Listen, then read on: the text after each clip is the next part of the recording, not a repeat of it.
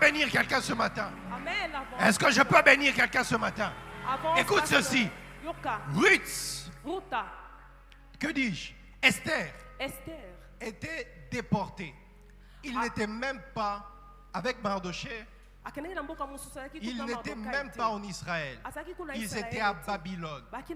Et vous savez, son cousin, ou d'autres disent son oncle, Mardochée, était à peine portier dans le palais royal.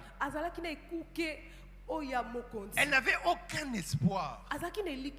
Parce que c'était des esclaves. Bon, ce n'était pas des esclaves, mais c'était des déportés. Ils étaient sous l'emprise de notre royaume. Mais celle-là qui était sous l'emprise de notre royaume, elle s'est retrouvée reine. Parce qu'elle appartenait au peuple de Dieu. Est-ce qu'il y a un membre du peuple de Dieu ici ce matin? Amen. Ton problème avec toi, c'est que tu te négliges beaucoup. J'aimerais que tu arrêtes de te négliger. J'aimerais que tu arrêtes de penser que ta vie ne vaut rien à cause des relations perdues, à cause des opportunités perdues, à cause des avantages perdus. Mais que tu réalises ce matin que ton plus grand avantage, c'est de faire partie du peuple de Dieu.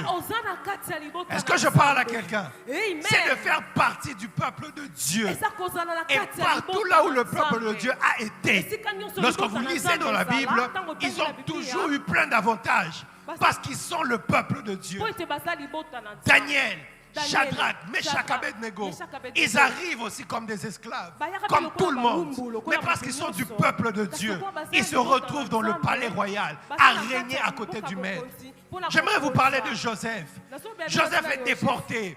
Il est venu comme esclave en Égypte. Il arrive en Égypte, on le vend.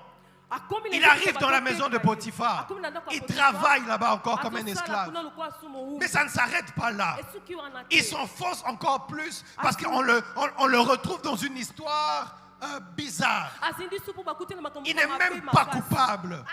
La femme de Potiphar l'accuse. J'aimerais prophétiser sur la vie de quelqu'un.